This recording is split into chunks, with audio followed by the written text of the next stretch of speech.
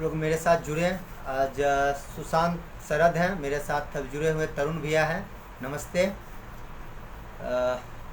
आज जो हम बातचीत के लिए आए हैं वो बिहार की जो स्वास्थ्य व्यवस्था है उसको लेकर हम बातचीत के लिए आए हैं। और हम ये कोशिश करेंगे कि बिहार के जो आंकड़े हैं, क्योंकि स्वास्थ्य व्यवस्था, क्योंकि 16 साल से नीतीश कुमार किसी न किसी रूप में हमारे बिहार के मुखिया हैं और वो हमसे काफ़ी बड़े हैं। हम उनकी आलोचना इस तरह नहीं कर सकते हैं जिस तरह मौजूदा वक्त की हालात है। चलिए शुरुआत करते हैं। आप लोग मेरे साथ जुड़े, 5 लोग अभी मेरे साथ जुड़े हुए हैं। संजीव भैया हैं, सुशांत जी हैं, और भी हम कोशिश करेंगे और कौन कौन लोग मेरे साथ जुड़े हुए हैं मालूम नहीं चल रहा है। चलिए शुरुआत करते हैं। कैशर भैया हैं। चलिए, क्योंकि हम जानने से पहले, क्योंकि स्वास्थ्य व्यवस्थाओं का हाल हम इसलिए टटोलने की कोशिश करेंगे और उन आंकड़ों के सहारे टटोलने की कोशिश करेंगे। करीब 16 सालों से बिहार की गद्दी पर नीतीश कुमार काबिज हैं, यह किसी से छुपा हुआ नहीं है। स्वास्थ्य के क्षेत्र में सुधार को लेकर बड़े बड़े जो वायदे किए जाते हैं ये भी अखबारों के पन्ने, टेलीविज़न में दिखाई पड़ जाते हैं, ये भी किसी से छुपा हुआ नहीं है। लेकिन हाँ, कुछ परिवर्तन हुए हैं, उसे दरकिनार आप नहीं कर सकते हैं। NMCH है, PMCH है और IGMS है की सुविधाओं में कुछ विस्तार जरूर हुए हैं, लेकिन इन अस्पतालों पर इतना लोड है कि इतना कि मरीजों को प्राइवेट अस्पतालों का रुख करना पड़ता है। यह कहीं ना कहीं एक सवाल जरूर है कि जो तमाम स्वास्थ्य व्यवस्थाओं की बात की जाती है, और WHO हो, एशियाई विकास बैंक है, तमाम जो बैंक हैं भारत को, क्योंकि भारत गरीब देश के और विकासशील देश के रूप में से जाना जाता है, इसके कारण जो जितने WHO हैं, एशियाई विकास बैंक है, तो तमाम जो बैंक हैं वो भारत को लोन देती है, लोन प्रोवाइड करती है कि यहाँ जो ग्रामीण स्तर का, जो गांव का जो आबादी है, क्योंकि भारत की आत्मा गांव में, जवाहरलाल नेहरू ने ही कहा था कि भारत की आत्मा गांव में निवास करती है। तो उस एक तरह से देखा जाए तो गांव को, उन गाँव के लोगों को स्वास्थ्य सुविधाओं की देखरेख के लिए जो WH है और ADB है, ये तमाम तरह के जो बैंकें सरकार को, जो सरकार है, केंद्र सरकार, उसे लोन देती है। और लगभग एक आंकड़ा हम आपको देंगे कि $7.4 बिलियन भारत को दिया गया था फर्स्ट कोविड फेज में, मतलब $7.4। मतलब इसे अगर भारतीय रुपये में इसे गिनने की कोशिश करेंगे तो लगभग जो है 53,630 करोड़ रुपया इसे जो है WHO ने दिया था और वर्ल्ड बैंक ने मिलकर, क्योंकि ग्रामीण स्तर पर जो है स्वास्थ्य सेवाओं की उपलब्धता को लेकर। लेकिन ये एक बात जरूर है, और ये 53,630 करोड़ रुपये, जिसमें एक बात, अगर इस पैसे का उपयोग अगर हो पाता तो 51,000 करोड़ में भारत के सभी अस्पतालों में ऑक्सीजन प्लांट लगाया जा सकता है। मतलब समझ सकते हैं कि 51,000 करोड़ रुपया ही अगर खर्च किया जाता तो भारत में जो ऑक्सीजन, क्योंकि ऑक्सीजन की जो ज़रूरत है, तमाम अस्पतालों में जाइए, तमाम जगहों पे जाइए, बिहार के गली हो या बिहार ही नहीं, भारत के तमाम जो राज्यों में आप चले जाइए, वहाँ जो है आपको ऑक्सीजन सिलेंडर के कारण, वेंटिलेटर के कारण, बेड के अभाव में भी जो है मौतें हो रही है। ये भी किसी से छुपा हुआ नहीं है।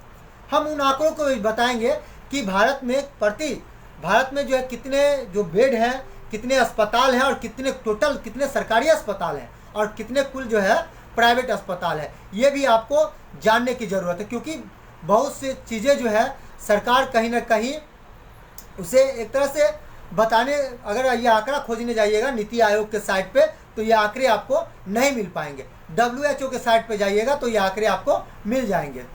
तो हम पहले बिहार की बात करते हैं और बिहार की हालात पे हम बात करते हैं, क्योंकि बिहार की जो हालात है बद से बदतर हो चली है। ये भी किसी से छुपा हुआ नहीं है। तमाम जिलों में जाकर देख लीजिए, एक डिस्ट्रिक्ट अस्पताल है और एक डिस्ट्रिक्ट अस्पताल के सहारे पूरे जो है सामुदायिक अस्पतालों की बात अलग है। सामुदायिक अस्पताल जिले की अपेक्षा जो जिले में डिस्ट्रिक्ट अस्पतालों की तुलना में अधिक है, प्राइमरी अस्पतालों की तुलना में अधिक है। लेकिन प्राइमरी अस्पताल जो होते हैं वहाँ सिर्फ सुई दी जाती है, वहाँ सिर्फ बैंडेज की जाती है, और बाकी बात वहाँ की कोई व्यवस्थाएं नहीं है।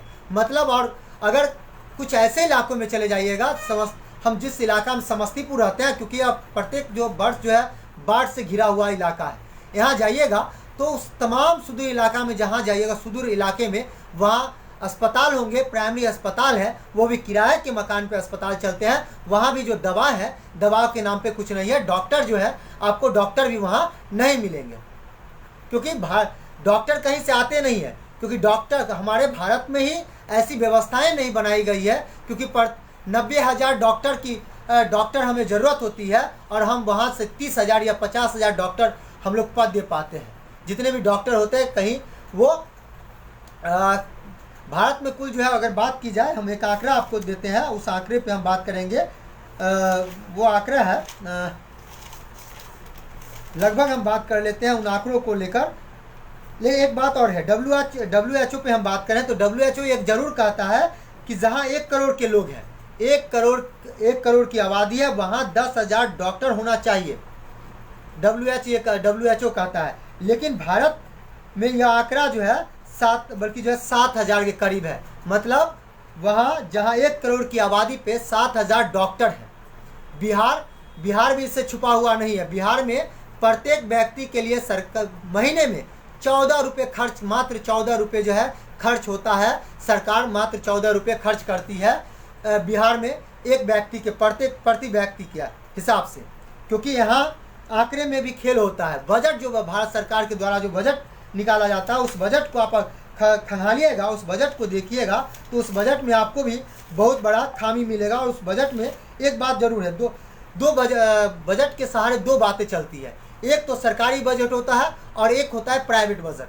प्राइवेट अस्पतालों के लिए बजट पेश किया जाता है और एक सरकारी अस्पतालों के लिए बजट पेश किए जाते हैं। उन दोनों बजटों में आपको बड़ा जो है एक तरह मतलब कह सकते हैं कि इसमें काफ़ी अंतर होगा। ऐसा क्यों होता है, क्या कारण है, ये भी हमें समझने की ज़रूरत है। हम पहले उन बिहार के तमाम हिस्सों की हम बात करेंगे कि बिहार में क्या कुछ अस्पतालों की क्या स्थिति है, कितने मतलब जो कितने अस्पताल हैं और कितने डॉक्टर हैं, और कितने डॉक्टर के सहारे हमारे बिहार को जो है चलाया जा रहा है। मतलब इसे धकेला जा रहा है किसी तरह जो है। आप निपट लीजिए, सरकार के पास कोई ऐसा विज़न नहीं है, क्योंकि उस विज़न के सहारे सरकार जो है अस्पतालों को पहले से ऐसा कोई विज़न नहीं है कि कुछ ऐसा बीमारी आए।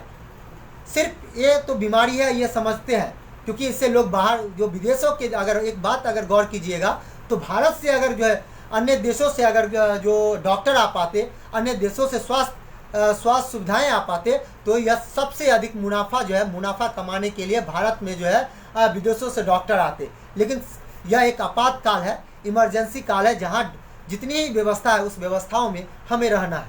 खैर चलिए, हम भारत सरकार के बजट पे हम बात करते हैं। उन बजट को जान लीजिए। भारत सरकार का जो बजट है 69,000 करोड़ का बजट है। 69,000 करोड़ के बजट में इसमें ये सिर्फ बल्कि अस्पतालों के लिए नहीं है, सुविधाओं के लिए नहीं है।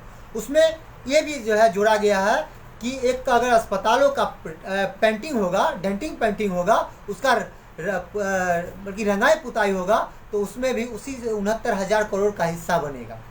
पेंशन, वेतन, रिटायरमेंट, रंगाई पुताई, हर छोटी चीज़ें जो है इसी 69,000 करोड़ में। और प्राइवेट सेक्टर की बात कर लीजिए, 8 लाख करोड़ रुपया जो है, 8 लाख करोड़ रुपया प्राइवेट सेक्टर के बजट का है। मतलब साफ तौर से जाहिर है कि भारत में भारत की जो स्वास्थ्य व्यवस्था है, उस स्वास्थ्य व्यवस्था में मुनाफे की व्यवस्था की जाती है, सिर्फ मुनाफा देखा जाता है। और एक और आंकड़ा याद रखिएगा कि बिहार की हम बात करें, बिहार के संदर्भ की बात अगर आप बिहार की कीजिएगा, तो मात्र जो है सरकारी अस्पतालों में 18% ही लोग इलाज के लिए आते हैं।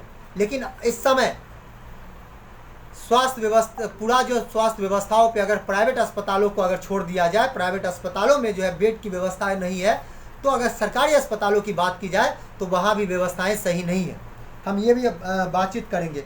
लेकिन यह जरूर जान लेते हैं कि जिस भारत में 7.4 बिलियन डॉलर भारत को जो WHO वर्ल्ड बैंक के द्वारा पिछले कोविड में दिया गया था, उस कोविड में अगर हम जोड़ते हैं 53,630 करोड़ रुपया मतलब जब दिया गया था कि आप अपनी आपदा में जो है ये ग्रामीण क्षेत्रों में उसे निपटिए। लेकिन ऐसा हुआ नहीं। अगर ऐसा हुआ होता तो 51,000 करोड़ रुपया, 51,000 करोड़ की अगर लागत अगर लगाया जाए तो भारत में जितने अस्पताल हैं उन अस्पतालों में जो है नहीं, उन अस्पतालों में ऑक्सीजन प्लांट लग जाएंगे। लेकिन ऐसा हुआ नहीं। अस्पतालों में ऑक्सीजन प्लांट लगाया जा सकता है, लेकिन ऐसा लगाया नहीं गया। चलिए उन आंकड़ों को एक बात और उस आंकड़ों से खंगालते हैं। अगर बात कर ले अस्पतालों की ज़रूरत, क्योंकि अस्पतालों की काफ़ी ज़रूरत है। अगर अस्पतालों की अगर हम बात कर लें तो सरकारी प्लस निजी अस्पताल अगर मिला दिया जाता है तो 19 लाख हॉस्पिटल पूरे भारत में है। जिस देश की आबादी 130 करोड़ के देश के भीतर की अलग हालत समझना है तो ये आंकड़े भी आपको समझने होंगे। ये आंकड़े आपसे दूर नहीं है। मतलब 19 लाख हॉस्पिटल हैं 130 करोड़ देश की आबादी में। दूसरा, अगर हम आईसीयू बेड की बात कर लें, आईसीयू 95,000 आईसीयू बेड है और जो है पूरे भारत में वेंटिलेटर 28,000 वेंटिलेटर है। ठीक है। इस प्राइवेट अस्पतालों की तुलना में अगर हम बात करें तो कुछ ऐसे राज्य हैं, पश्चिम बंगाल, ओडिशा, जम्मू कश्मीर, जहां कुछ सरकारी अस्पतालों की जो है स्थिति बेहतर है। हम सिलसिलेवार तरीके से बातचीत करेंगे और बताएंगे उन आंकड़ों को लेकर कि क्या हालात हैं। सबसे पहले हम बिहार की ओर बात करते हैं, क्योंकि बिहार की हालात बद से बदतर है। बिहार में क्योंकि 16 साल से जो है नीतीश कुमार किसी न किसी रूप में सत्ता पे काबिज है और बदला कुछ नहीं है। बदला सिर्फ जो नीतीश कुमार भी काफ़ी, क्योंकि उनका भी एक रवैया चल पड़ा है कि चकाचौंध की दुनिया में किस तरह काम किया जाए, चकाचौंध की दुनिया में लोग चकाचौंध की दुनिया में कैसे रहें, सिर्फ दिखावा है। क्योंकि नीतीश कुमार ने अपने 15 साल के शासनकाल में बिहार की स्वास्थ्य सेवाओं में ज़्यादा जोर जो है, क्योंकि बल्कि चौंध पे दिया है, मतलब जो है हाई फाइव में दिया है। पटना में नए अस्पतालों के निर्माण तो हुए नहीं, कहीं भी घूम के चले जाइए, लेकिन करोड़ रुपए के खर्च जो है कन्वेंशन हॉल में हुआ है, संग्रहालय में हुआ है, बुद्धा स्मृति पार्क बनाने में हुआ है और कई चीज़ें ऐसे बने हैं जिसका कहीं ना कहीं कोई उपयोग नहीं है। सिर्फ सोशल मीडिया पर इसका भी लोग जो है अब जो है इन चीज़ों को लेकर सवाल उठा रहे हैं। चलिए हम बात करते हैं बिहार के संदर्भ में, क्योंकि बिहार की जो आबादी है 11 करोड़, बिहार की लगभग माना जाए तो 11 करोड़ की आबादी बिहार की आबादी है। उन 11 करोड़ की आबादी में आप गौर से थोड़ा इस आंकड़े को देखिएगा। हम बिहार से ही शुरुआत करते हैं, क्योंकि बिहार में डबल इंजन की सरकार है। खैर सरकार की बात नहीं है, 16 साल से नीतीश कुमार है, ये भी किसी से छुपा हुआ नहीं है। और सत्ता पाने के लिए नीतीश कुमार इधर से उधर तमाम तरह से किए हैं। लेकिन आज एक काम उन्होंने जरूर किया है कि जितने ही व्यवस्था है उन व्यवस्थाओं को देखते हुए आज वो सड़क पर निकले हैं। ये एक सराहनीय कदम है और जिससे कहीं ना कहीं जो स्वास्थ्यकर्मी हमारे बिहार में अधिक नहीं है, क्योंकि हम स्वास्थ्यकर्मी की बहाली नहीं करते हैं। एक आंकड़ा हम आपको दिखाना चाहेंगे, उस आंकड़ों के तहत आपको पता चल जाएगा कि मौजूदा वक्त में बिहार में 5,000 डॉक्टर के पद खाली हैं और कोरोना महामारी में भी इसे नहीं भरा गया। एक साल पहले भी कोरोना महामारी था, इसे नहीं भरा गया। 5,000 डॉक्टर, अब जो है कुछ डॉक्टरों को, कुछ अन्य जो कर्मचारी हैं, स्वास्थ्यकर्मी हैं, उन्हें जो है भरने की बात की जा रही है। तो ये कहीं ना कहीं हमें समझने की ज़रूरत होगी और ज़रूरत है कि हम लोगों के साथ होता क्या आ रहा है, जनता के साथ खिलवाड़ कितना हो रहा है और जनता के पीछे मात्र 14 रुपये महीने इस भारत सरकार के द्वारा खर्चा किया। भारत सरकार औसतन जो है 9 रुपया औसतन हमारे पे भारत सरकार खर्च करती है स्वास्थ्य पे। अगर राज्य सरकार की बात करें तो 14 रुपया, ये आंकड़े हैं। चलिए हम ये आंकड़ा एक आंकड़ा देख लीजिए। 11 करोड़ की जनसंख्या है इस बिहार की। इस 11 करोड़ की जनसंख्या में 34,000 लोगों पर मात्र एक अस्पताल है, एक अस्पताल। आपको हम ये भी बताएंगे डिस्ट्रिक्ट वाइज अस्पतालों की क्या हालात हो। उसके बाद जो है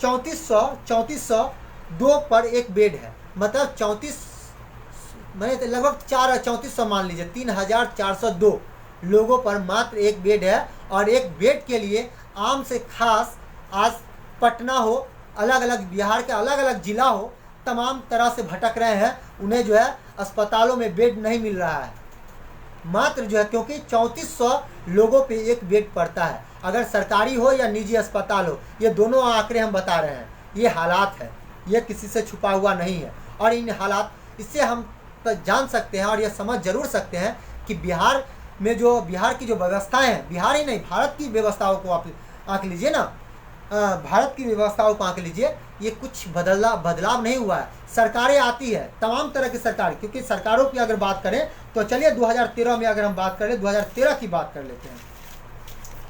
2013 में अगर हम बात कर लीजिएगा तो 2013 में 19,817 हॉस्पिटल थे, 19,817 हॉस्पिटल थे। और जो है 2021 में अगर हम देखें तो वो बढ़कर जो है 23,582 हॉस्पिटल है। इजाफा, जितने भी इजाफा हुआ है वो समझिएगा वो डिस्ट्रिक्ट हॉस्पिटल नहीं है। डिस्ट्रिक्ट हॉस्पिटल में तमाम कुछ सुविधाएं मिल जाती है, लेकिन तमाम तरह के आप जाइएगा स्वास्थ्य सुविधाओं में अगर ढूंढने के लिए तो वो स्वास्थ्य सुविधाएं नहीं मिल पाती है। तो ये सबसे बड़ी समस्या है, इसे समझना भी पड़ेगा। और ये प्राइमरी और जो है सामुदायिक अस्पताल है, मतलब बदलाव कुछ नहीं हुआ है। सरकार किसी की भी रहे, सत्ता किसी की भी रहे, वो सिर्फ अपना मुनाफा देखती है, उसी मुनाफे के अनुसार काम करते हैं। हम पश्चिम बंगाल भी चलेंगे, जिस पश्चिम बंगाल को बल्कि बंगाल सोनार, मतलब जो है बंगाल चौका चंद की दुनिया में बंगाल को बदलने की बात अगर इस चुनावी सभाओं में हुआ है, और बिहार को भी बदलने की बात इस चुनावी सभाओं में हुआ, ये भी किसी से छुपा हुआ नहीं है। 1952 में जो है एक आंकड़ा हम आपको और दिखलाते हैं, उस आंकड़े के तहत आप चलिएगा तो भारत में सबसे मजबूत अगर अस्पताल है तो एम्स है, जिसे हम जानते हैं एम्स है, जिसे 1952 में उसका निर्माण हुआ था। 1952 में उसकी नींव पड़ी थी और 1956 में 4 वर्ष तक जो है इसे बनाकर तैयार कर दिया गया था। जिस 1952 से 54 4 वर्षों में इस अस्पताल में जो लागत उस समय जो है न्यूजीलैंड का जो है न्यूजीलैंड की सरकार ने भारत को मदद किया था। उस समय स्वास्थ्य जो 1952 में अगर जाइएगा तो 1952 में भारत के स्वास्थ्य मंत्री जो हरसिमरत कौर थी, हाँ,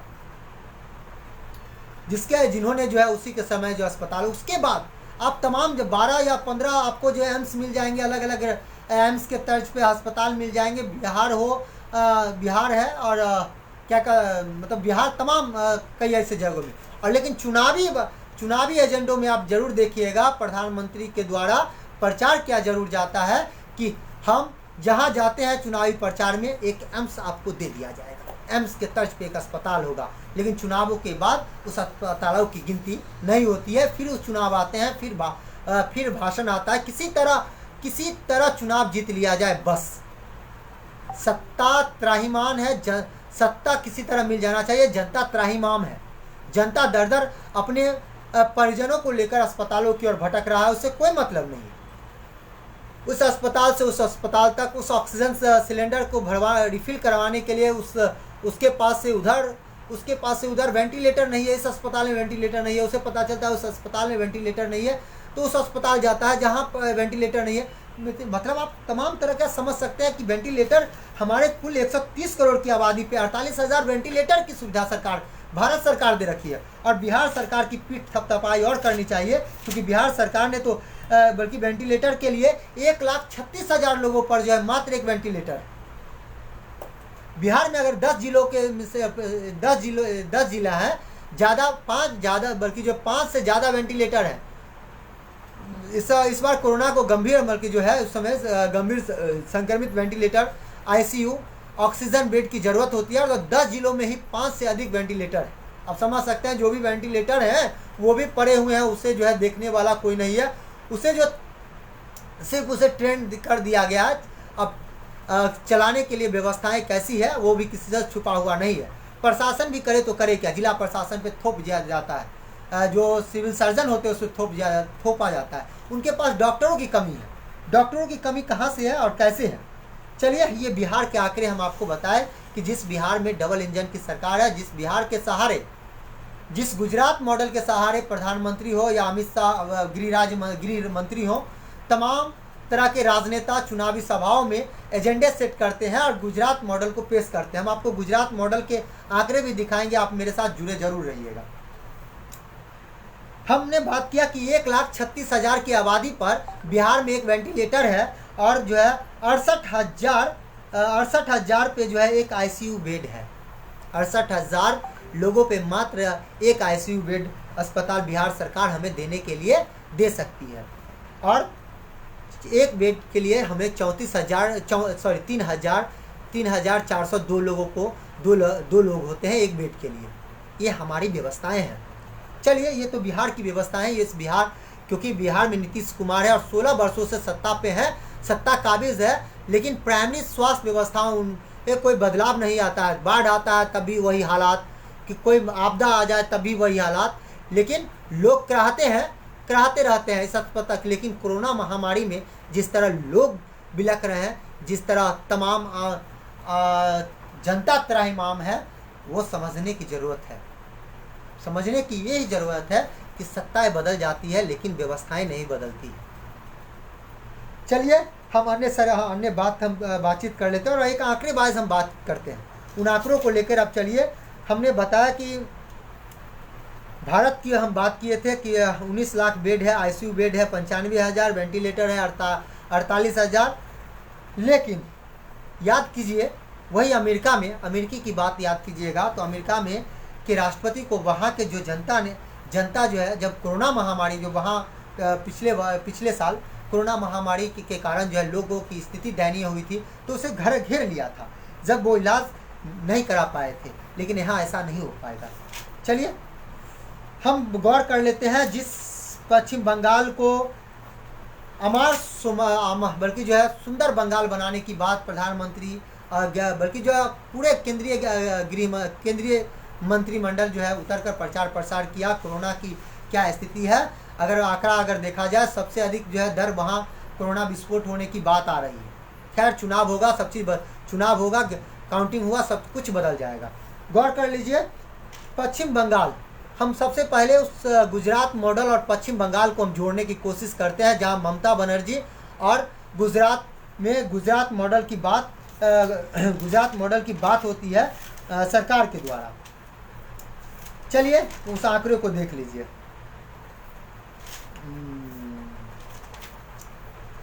चलिए, एमपी में भी उसी की सरकार है।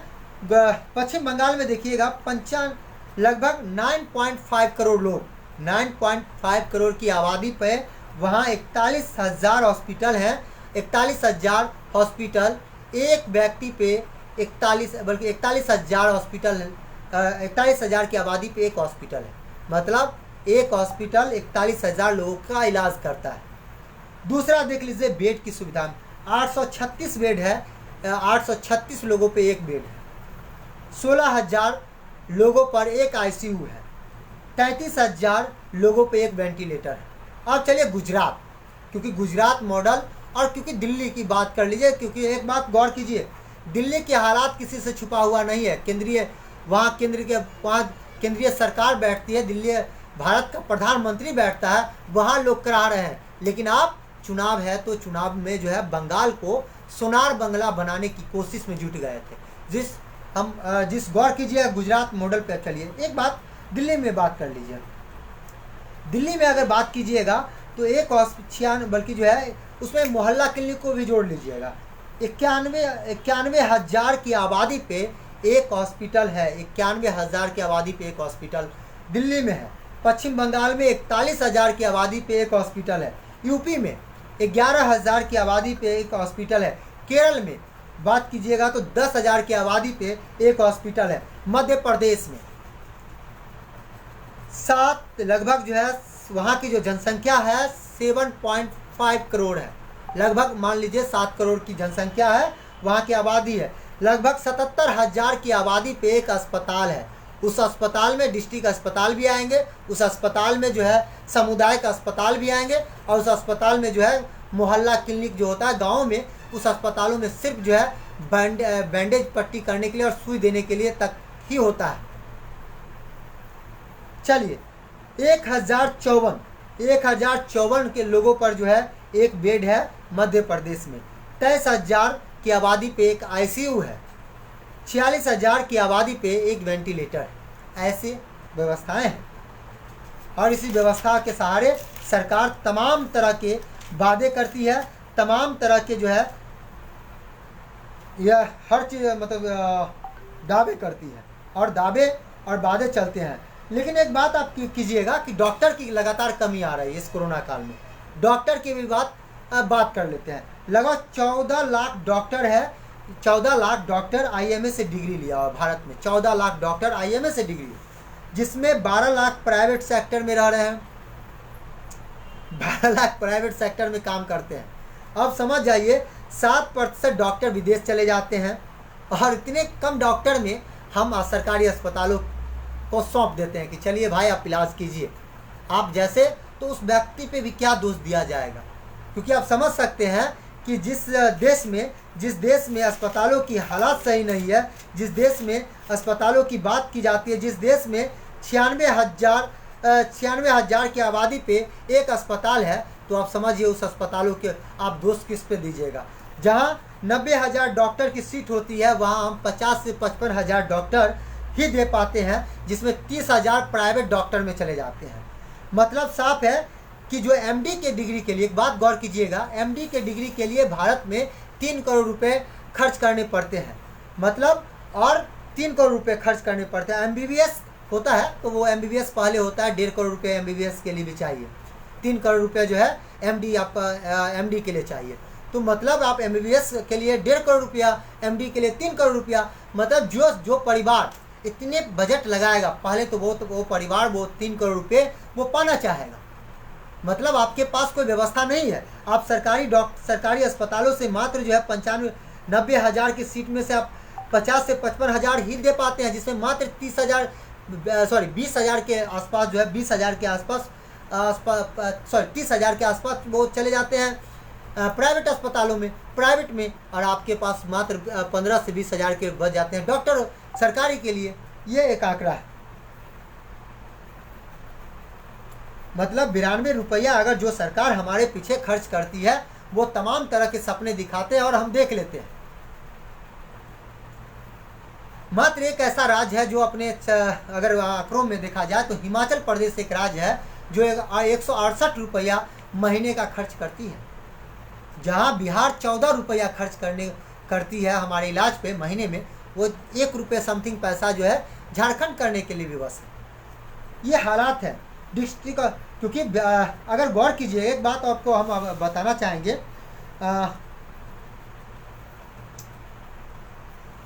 मतलब हमारे 7,10,000 की अगर हम बेडों की बात किए थे, तो लगभग 100 बेड भी हम साल में नहीं दे पाते हैं अपने हमारे जो देश के लोगों को हम 100 बेड भी नहीं दे पाते। दूसरा, डिस्ट्रिक्ट हॉस्पिटलों की संख्या अगर बल्कि भारत में कुल 700 डिस्ट्रिक्ट है, मात्र 700 डिस्ट्रिक्ट है। और समझिए कि 700 डिस्ट्रिक्ट में जो मात्र 1,000 अस्पताल डिस्ट्रिक्ट अस्पताल है। 700 डिस्ट्रिक्ट में जिसमें 300 जिला डिस्ट्रिक्ट अस्पताल है ही नहीं। ऐसी हालात हम अपने प्राइमरी सेक्टरों को रख रहे हैं। तमाम तरह की बातें करते हैं, तमाम तरह की बातें करते हैं, लेकिन सब उसी तरह रह जाता है। हम बात कर रहे थे महाराष्ट्र की। महाराष्ट्र में अगर हम बात कर लेंगे तो गवर्नमेंट हॉस्पिटल की महाराष्ट्र में अगर बात कीजिएगा तो 3,339 गवर्नमेंट हॉस्पिटल है, जहां प्राइमरी हॉस्पिटल 2600 है, डिस्ट्रिक्ट हॉस्पिटल 70 मात्र डिस्ट्रिक्ट हॉस्पिटल है। आप समझिए ये WHO का पैसा जो है, आप लोग WHO कहते हैं, और WHO और वर्ल्ड बैंक के द्वारा जो पैसे दिए जाते हैं वो आप खर्च यहाँ खर्च होता है। वो खर्च होता है प्राइमरी अस्पतालों में और जो है सामुदायिक अस्पतालों में। प्राइमरी अस्पतालों में खर्च होता है। प्राइमरी अस्पतालों में क्या कुछ व्यवस्थाएं हैं वो किसी से छुपा हुआ नहीं है। एक बिल्डिंग बनाकर छोड़ दिया जाता है, और ऐसे अस्पताल आप देख लीजिएगा कि जो मोहल्ला, बल्कि वहाँ जो है गाय भैंस बकरी भी बांधी जाती है। बिहारों में अगर बात कीजिएगा तो यूपी में वही हाल है, महाराष्ट्र में 80% प्राइवेट है, ये भी हाल है। अस्पतालों में तमाम तरह की बात अगर किया जाए तो सब जगह हालात वही है। पंजाब में अगर बात किया 3 करोड़ की वहाँ आबादी है, पॉपुलेशन है, जहाँ तमाम इस काल में, कोरोना काल में अगर सरकारों ने दावे किए हैं, वादे किए हैं कि हम अस्पतालों को, बल्कि जो है हम 5 केजी अनाज जो है राशन दे रहे हैं, तो वो किसानों के लिए, कौन दे रहा है? तो वो किसान दे रहा है, जिसके लिए सरकार अनसुना की रही, और वो अब तक भी आंदोलनरत है किसान। उसका कोई सुनने वाला नहीं है। लेकिन किसानों ने ही इस जो है महामारी में किसानों नहीं किसान ही खड़ा रहेंगे। चलिए गुजरात की हालात आपको बता दिए सभी तरह के, लेकिन एक बात और है कि सभी खामोश हैं। सुप्रीम कोर्ट, हाई कोर्ट सवाल करता है तो कहीं ना कहीं सुप्रीम कोर्ट खामोश है। तमाम तरह की जो संस्थाएं हैं वो कहीं ना कहीं खामोश पड़ा, चुपचाप देख रहा है। तो समझिए यही हालत है। और हमारे स्वास्थ्य व्यवस्थाओं को सरकार कितने देख रेख करती है, कितने लगातार हमारे स्वास्थ्य व्यवस्थाओं पे सरकार काम करती है, या पूरे आंकड़े मैंने आपको दिया है। चलिए फिर किसी खास मुद्दों के साथ आप लोगों के साथ फिर मिलेंगे। तब तक नमस्कार।